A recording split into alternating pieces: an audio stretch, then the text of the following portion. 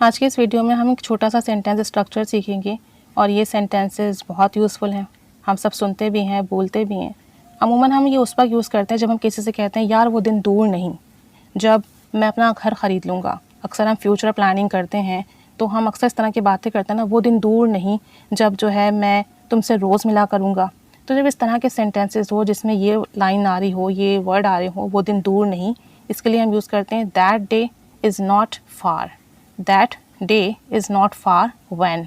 यहाँ तक आपका फिक्स फ्रेज हो जाएगा, उसके बाद आपका फ्यूचर का सेंटेंस आएगा।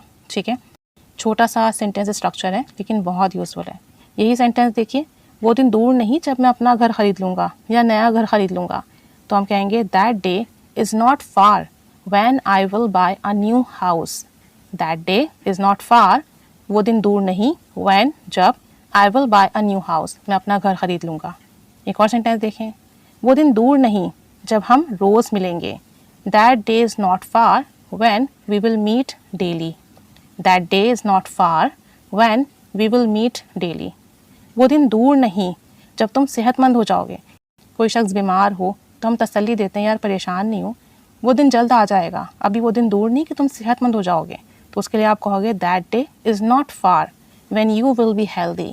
That day is not far when you will be healthy, यानी तुम जल्द से जल्द सेहतमंद हो जाओगे। एक और सेंटेंस देखें, that day is not far when I will be doing a job abroad. वो दिन दूर नहीं जब मैं बाहर मुल्क में नौकरी करूँगा।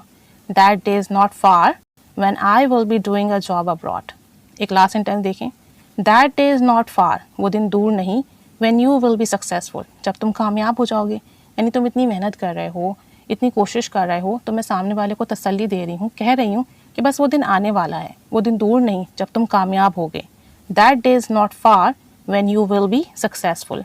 अब आप बताइए ऐसा कौन सा काम है जो आपको लगता है बस वो काम होने वाला है थोड़े ही अरसे में, तो उसके लिए यूज़ कीजिए that day is not far when, और फिर आगे फ्यूचर का सेंटेंस यूज़ कीजिए और सेंटेंसेस बनाइए, प्रैक्टिस कीजिए।